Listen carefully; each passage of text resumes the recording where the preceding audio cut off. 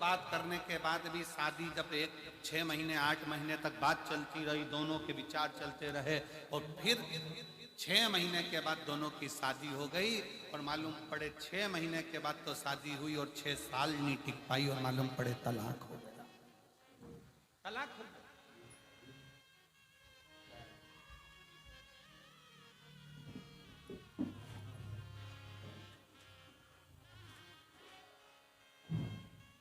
हमें नहीं मिली।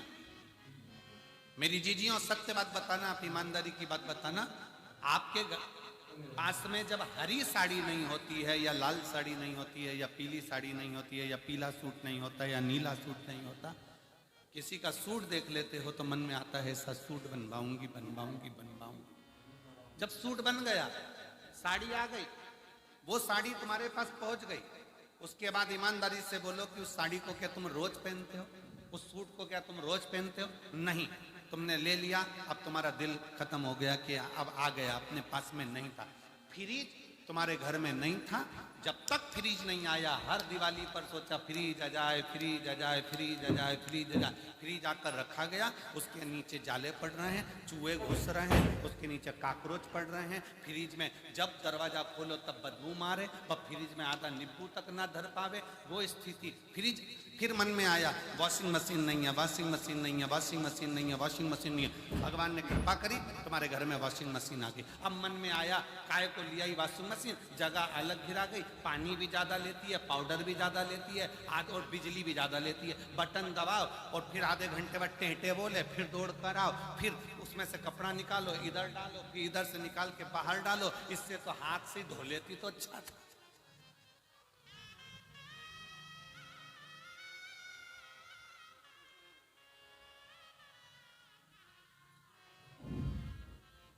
जब तक वॉशिंग मशीन नहीं थी तब तक मन में तमन्ना थी वॉशिंग मशीन आना चाहिए।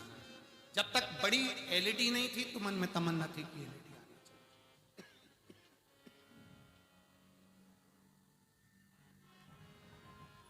जब तक 4 व्हीलर गाड़ी नहीं थी तो मन में तमन्ना थी कि गाड़ी आना चाहिए। 2 व्हीलर नहीं थी तो 2 व्हीलर की तमन्ना थी। घर छोटा था तो मन में आता था कि भगवान बड़ा घर बना दो, बड़ा घर बन गया। रोज भगवान से कहती थी बाबा बस ऐसी कृपा करना कि मेरा 2 मंजिल का मकान बन जाए। और रोज की घर में झगड़ा होता था, पति से रोज कहती थी ये कपड़े गीले कहाँ सूखने डालूं, बारिश में कहाँ डालूं। भगवान ने 3 मंजिला मकान बना दिया और ऊपर छत भी बड़ी सारी दे दी। अब कपड़े ले जा।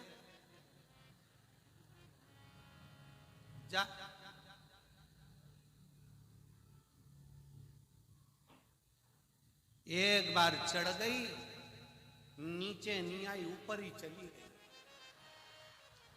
अब ऐसे चढ़ने से मतलब क्या?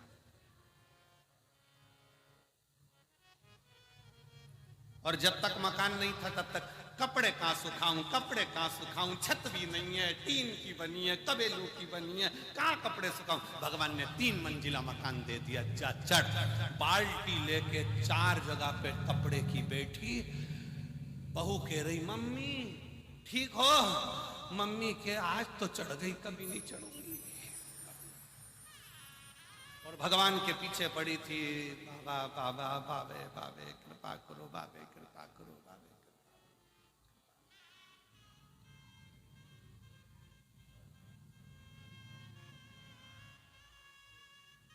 कितनी तमन्ना है रे। फिर तमन्ना थी घर में एक बहू आ जाए, गरम रोटी खिलाएगी। अब मैं नहीं बोलूं तो अच्छा।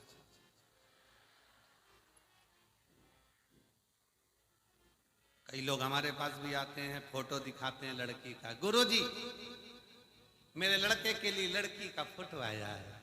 और गुरुजी हम 8 लोग गए थे लड़की देखने के लिए, इतनी जोरदार लड़की है गुरुजी, हम 8 लोग 3 घंटे बैठे पर लड़की के मुंह से आवाज नहीं आई। गुरुजी इतनी बढ़िया लड़की है, तुम देख के बताओ कैसी रहेगी। हमने कहा अभी नहीं बोली है, पर जब वो बोलेगी तो तू डोलेगी। अभी क्या खाक बोली?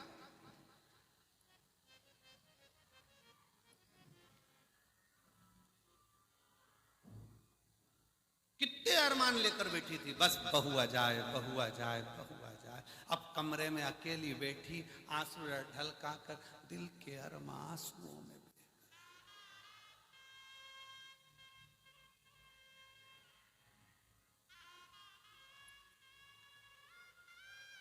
अब नवरात्रे में तो 2 बार आरती होती है, बहू दिन भर में 3-4 बार कर देती है और खूब जोरदार करती है।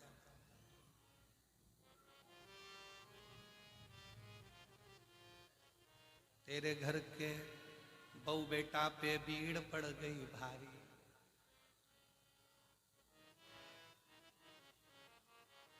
ओ भटिंडा वाली।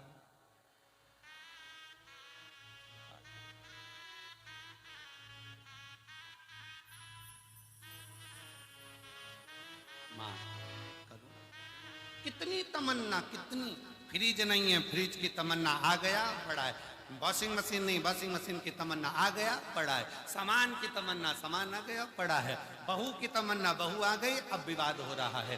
तो मकान की तमन्ना, मकान मिल गया, तमन्ना खत्म। गाड़ी मिल गई, तमन्ना खत्म। भगवान से कहना कि तुम कभी मत मिलना, तो तुमसे मिलने की तमन्ना बनी रहना चाहिए। तुमसे मिलने की तमन्ना बनी रहना चाहिए। किसी ने बहुत अच्छी बात कही, अब ना कर पर्दा कि पर्दा नशी देख लिया। अब ना कर पर्दा कि पर्दा नशी देख लिया। हमने दर पर्दा तुझे माहे जमी देख लिया। तेरे दीदार की थी दिल में तमन्ना, तो तुझे लोग देखेंगे वहां, हमने यहीं देख लिया। हम नजर वालों से तो तू छुप ना सका, जाने जहां तू जहां जाकर छुपा, हमने तुझे वहीं देख लिया। हर जगह पर वही है जिसको हम देख, जिसको हम देख।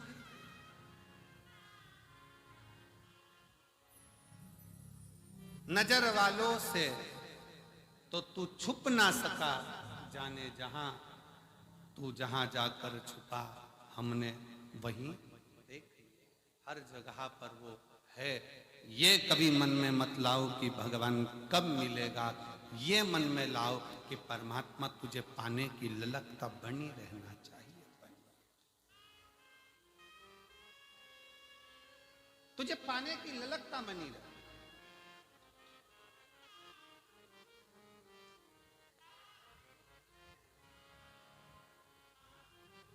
तुझसे मिलने के लिए तेरी कसम, तुझसे मिलने के लिए तेरी कसम, एक मुलाकात जरूरी है सनम। उसके मिलने की ललकता बरकरार बरकरार।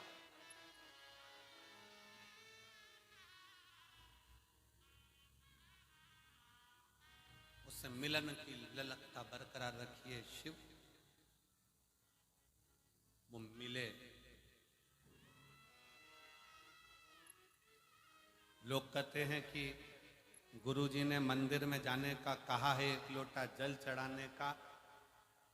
मेरा निवेदन इस व्यासपीठ के माध्यम से पहले भी हमने कहा है और आज फिर कहते हैं कि जल चढ़ाना मतलब अपना दिल बाबा को पूर्ण समर्पित कर देना। केवल जल नहीं, दिल, मन, चित्त, अपना हृदय शिव को दे। भगवान शंकर को प्रदान कर दे।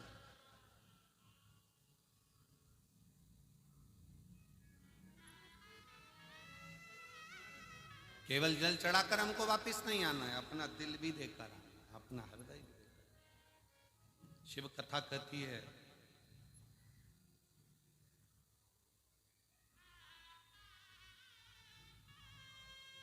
एक बार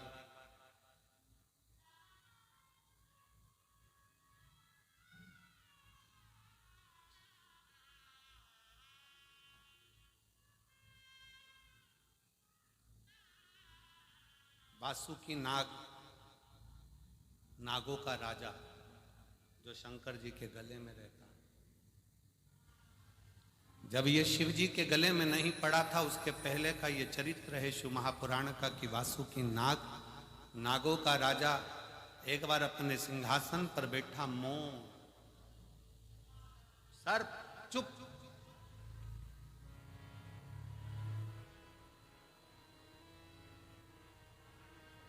और वासुकी नाग की धर्म पत्नी शतशीर्षा,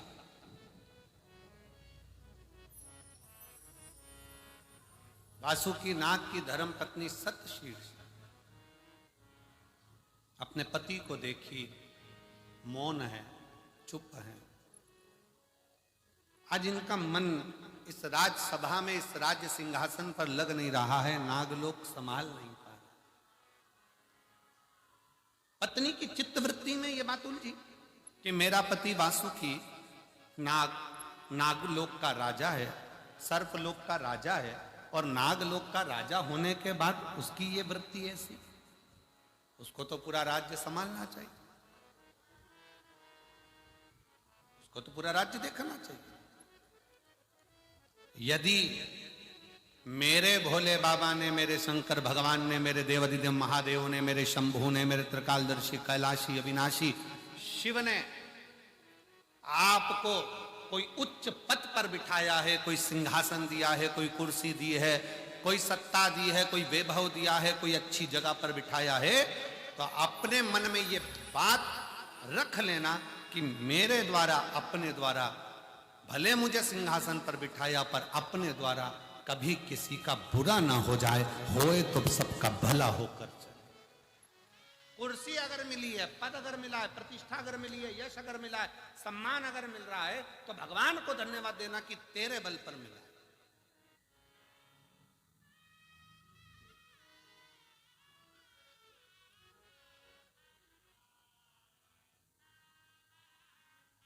और तेरा ही दिया मैंने खाया पिया है, तेरा शुक्रिया, तेरा शुक्रिया है। मुझे भोले बाबा ने बहुत दे दिया है, तेरा शुक्रिया है, तेरा शुक्रिया।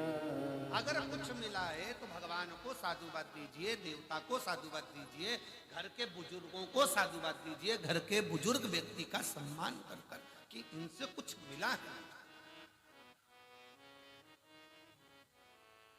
एक पत्र अच्छा है, देखिए।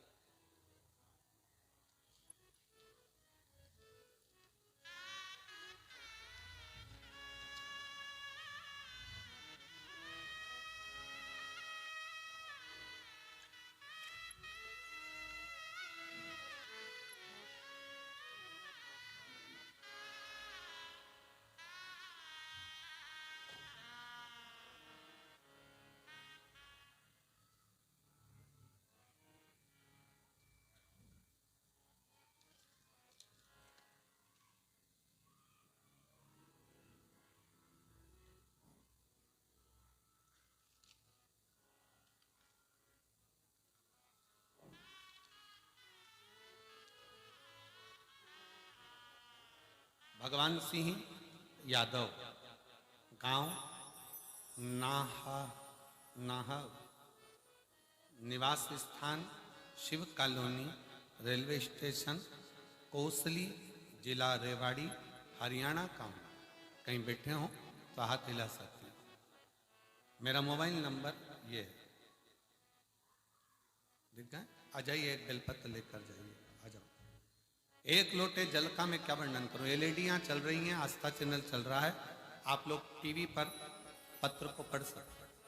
एक लोटे जल का मैं क्या वर्णन करूं गुरुजी, आपको जानता भी नहीं था और ना ही मैं किसी गुरु को देखता था, ना सुनता था, क्योंकि मेरी श्रद्धा इन सब चीजों में नहीं। मैं मंदिर भी नहीं जाता था, देवालय भी नहीं जाता, शिवालय भी नहीं जाता, और मुझे ये सब चीजें अच्छी नहीं लगती। मैं इस सबको बेकार मानता गुरुजी, परंतु एक बार रिमोट से टीवी चालू करते समय मैंने आपका आस्था चैनल पर देखा और थोड़ा सा मन आपकी कथा में लगा। मन इसलिए लगा क्योंकि आपने एक बात कही कि सियोर वाला महाराज कुछ नहीं करता है, करता है तो तुम्हारा चढ़ाया गया एक लोटा जल और महादेव करता है। मुझे ये बात अच्छी लगी। फिर मैं मन में सोचा कि मुझे इतनी बड़ी बीमारी है, सारे डॉक्टर उन हार चुके हैं और 2012 से मुझे ये बीमारी लगी है कि मेरे पूरे शरीर में सोरायसिस की बीमारी हो गई। साथ में मेरे हाथ और पांव से पीप निकलता, खून निकलता और टपकता। इतनी भयंकर बीमारी थी कि लोग मुझसे दूरियां बना, हथेली खून टपकता रहता, मावात टपकता रहता, सबने दूरियां बना और पीप बनता, खून टपकता, धीरे धीरे बीमारी फैलती चली गई। हर जगह इलाज करवाया, दिल्ली में एम्स के हॉस्पिटल में, गंगाराम अस्पताल में, रामदेव बाबा के आश्रम में, देहरादून, अंत में बेस अस्पताल दिल्ली कैंट में भी 4 इंजेक्शन लगाए जिनकी कीमत 16 लाख थी। कितनी कीमत थी? 16 लाख। 4 इंजेक्शन हॉस्पिटल में जाकर दिल्ली कैंट में लगवाए जिसकी कीमत 16 लाख थी। फिर भी मुझे आराम नहीं लगा और हाथों में से, शरीर में से वैसा की वैसे ही पीप और रक्त निकलता। फिर एक दिन कथा ने मुझे बल दिया और आपने कहा शिव जी के मंदिर में अगर एक लोटा जल चढ़ाते हो और वो जल का पान करते हो और एक बेलपत्री अगर खाते हो तो उसका फल मिलेगा। तब बाबा पर भरोसा कर कर मैंने बेलपत्री चढ़ाना और जल चढ़ाना चालू करा। आज मेरे बाबा की ऐसी कृपा हुई गुरुदेव, जो 16 लाख का इंजेक्शन काम नहीं करा, आज बाबा की कृपा से खून निकलना बंद हुआ, सोरायसिस की बीमारी समाप्त हुई और मेरे शरीर से पीप निकलना बंद हुआ। आज मैं पूर्ण स्वस्थ हूं। अब गुरुजी, मैं जब भी बाहर जाता हूं, बाजार जाता हूं, घर से निकलता हूं, सबसे पहला काम करता हूं, भोजन करने से पहले, नाश्ता करने से पहले एक लोटा जल देवाधिदेव महादेव को जरूर चढ़ाता हूं। मैं बाबा को यहाँ नमन करने आया हूं। गुरुजी, मैंने शरीर ठीक होने के बाद में कथा 5 पंडाल में सुनने का नियम लिया था। गुरुग्राम सुनी, फरीदाबाद सुनी, हापुड़ सुनी, सिरसा सुनी और बाबा की कृपा से आज मेरी 5वीं कथा पूर्ण हो रही है भटिंडा की। मैं बाबा को प्रणाम करने के लिए, मेरे शरीर में से जैसे पीप निकलता था उसके मैंने फोटो लगाए हैं, आप देखिए गुरुजी। हाथों में से, शरीर में से जो पीप और खून निकलता रहता था, आप लोग आस्था चैनल के माध्यम से वो फोटो टीवी पर देख रहे हैं, जिसके माध्यम से शरीर में से लगातार ये बीमारी डॉक्टर के हिसाब से नहीं जाती गुरु, पर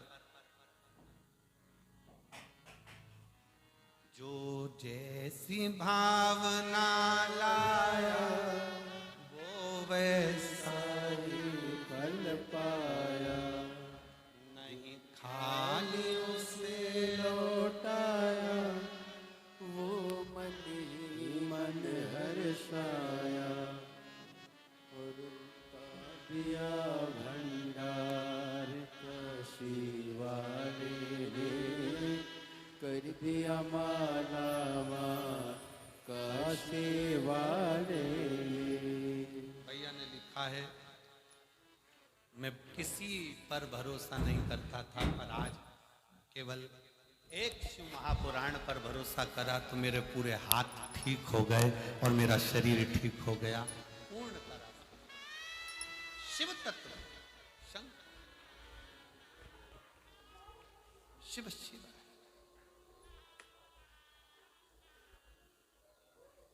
जो जैसी भावना